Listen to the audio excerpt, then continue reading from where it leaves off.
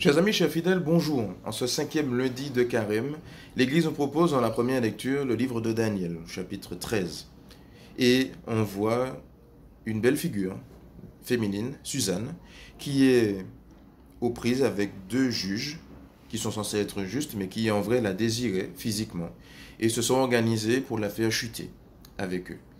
Et lorsque ces deux messieurs s'approchent de Suzanne, ils lui font la proposition clairement, ils disent voilà, nous te désirons, ça fait un moment qu'on te convoite, donc sois consentante, personne ne nous voit, voilà, c'est du vite fait. Si tu dis oui, tout va bien. Si tu dis non, on va mentir sur toi et tu auras des problèmes et tu vas mourir. Et on voit qu'au final, voilà, Suzanne fait cette belle réflexion et se dit mais si moi elle n'est pas là, m'en courir, il y a courir moins. Si moi elle n'est pas là, il y a courir moins. Tant qu'à faire, courir pour courir, je préfère être courir en restant fidèle à Dieu plutôt que qu'on me court alors que j'ai désobéi à Dieu. Et c'est très beau comme réflexion parce que nous, dans nos vies, on peut parfois rencontrer des situations de ce style où humainement, on est dans un guet-apens, on regarde à gauche, à droite, en bas, devant, derrière, pas ni pièce solution, mais on ne regarde pas en haut. Et on peut penser, par exemple, à des situations de tentation facile de notre monde. Par exemple, on peut penser à nos jeunes, c'est facile. Hein, nos jeunes des cités ou certains jeunes de cité ou de nos quartiers. Voilà, quand on vend un petit peu de shit comme ça, c'est 10 euros. Quand on vend des petits sachets d'herbe, c'est 10 euros. Bon, c'est vite fait, bien fait. Ou alors, situation plus délicate où je suis une personne convaincue de ma foi, mais je suis dans une famille qui ne pratique pas. On va me critiquer tout le temps. On me dit, ah, toujours la messe ou toujours l'église. Ah, déjà ça, le dimanche, c'est pour poser, etc. Machin. Non, je préfère rester fidèle aux yeux de Dieu que voilà. Et subir du coup vos fautes de tous les jours, entendre vos paroles inutiles tout le temps, bref.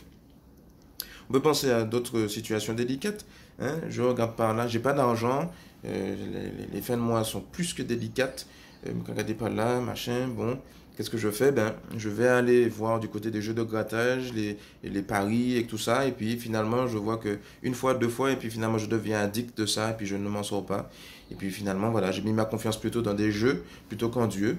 Et puis d'autres situations plus dramatiques, par contre, où ben voilà, je tombe enceinte.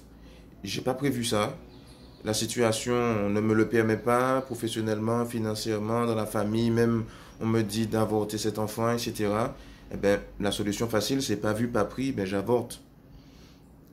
Je préfère être. Et pour le coup, il faut vraiment qu'on change notre regard sur ces femmes, ces jeunes femmes parfois, qui peut-être ont fait une erreur, d'accord, mais celles qui font le choix de garder l'enfant, de grâce, aidez-les, aidons-les, ne les critiquons pas, parce que finalement, ce sont elles les courageuses dans l'histoire, parce que bien souvent, ça se passe dans nos familles catholiques, souvent d'ailleurs, où on pousse ces jeunes femmes à avorter pour sauver la face de la famille. Et aux yeux de Dieu, c'est une abomination.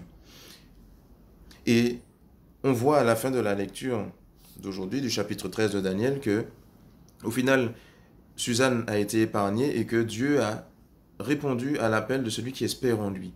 Souvenons-nous toujours que Dieu répond à nos appels, surtout dans ce genre de situation délicate. Alors, de grâce, demandons-lui la grâce de ne pas tomber dans la facilité de l'homme, mais que nous puissions mettre tous nos espoirs, toute notre confiance en lui, pour toujours choisir le chemin de l'évangile et du martyr. Que le Seigneur nous en donne la grâce sur cette bonne méditation. Et bonne journée à tous.